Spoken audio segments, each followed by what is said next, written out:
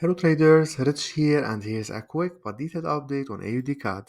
As usual, if you like video analysis, let me know in the comments or simply leave a like. So let's get started.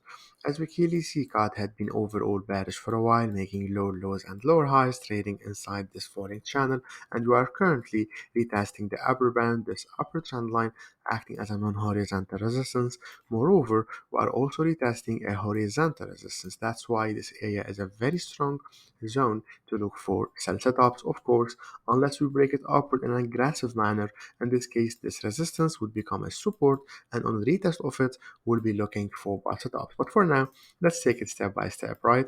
We are overall bearish, approaching a resistance. That's why we are looking for sell setups. And no matter how strong a resistance is, we don't sell blindly. We always zoom into lower time frames for extra confirmation that the bears are finally taking over. If you zoom into H4 time frame, after breaking above these highs, we have been making high lows and higher highs, right?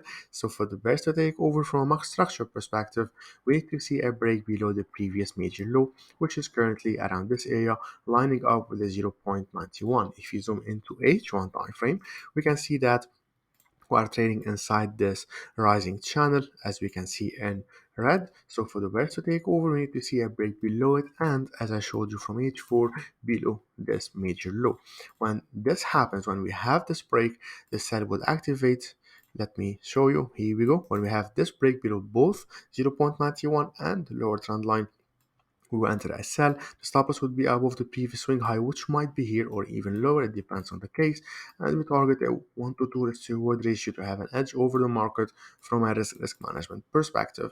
Meanwhile, and until the sell is activated, AUDCAD would be overall bullish, and we can get stuck inside a consolidation here for a while before breaking downward, or we can break these ones upward, break above the trend line, and keep on trading higher, as I showed you from daily. In this case, if we break it higher on the retest, we'll be looking for trend following buy setups.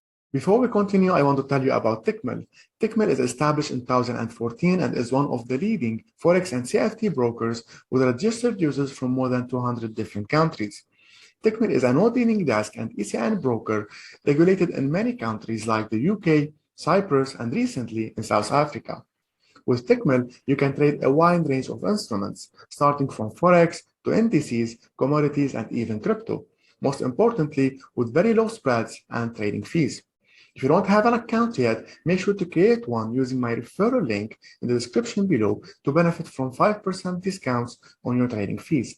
And let's continue. As we clearly see, GBPAUD has been overall bearish from a long-term perspective, making lower highs and lower lows trading inside this falling wedge pattern. And we are currently retesting the upper bound or the upper trend line, acting as a non-horizontal resistance, also lining up with a horizontal support and resistance, as we clearly see. That's why this area is a very strong zone to look for sell setups. Of course, we'll be looking for sell setups unless it's broken upward in an aggressive manner. In this case, we'll be looking for buy setups on the retest of it. But for now, let's take it step by step. We are overall bearish around the resistance, so let's zoom into lower time frames and look for sell setups. On H4 time frame, we are currently trading inside this rising broadening wedge, so we'll be looking for sell setups even though price can still go a little bit higher. So we'll be looking for sell setups around this area, unless of course we break it upward in an aggressive manner as I showed you from daily. But for now, we are still around the resistance.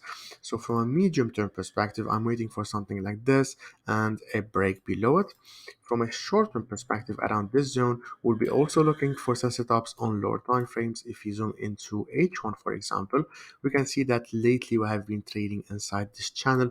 So for the bears to take over and start the correction movement downward, we need to see a break below this low, and preferably if we reject it, for this low to become a major one, just like these two. I'm waiting for something like this and then a break below it. When this happens, the sell would be below this area after we have this break, and we target a 1 to 2 risk to reward ratio to have an edge over the market from a risk management perspective, which happens to be around this lower area demand zone, lining up with this lower trend line from H4 time frame. and then I'll be waiting for something like this, and then a break below it as I showed you from H4 time frame. Meanwhile, until the sell is activated, GBPAUD is bullish from a medium term and short term perspective, and we can go higher and higher, forming new lows, breaking it downward, then we'll be entering the sell. Meanwhile, we can sit it higher and higher and even break this one higher in an aggressive manner and keep on trading higher from a longer term perspective. That's it for today.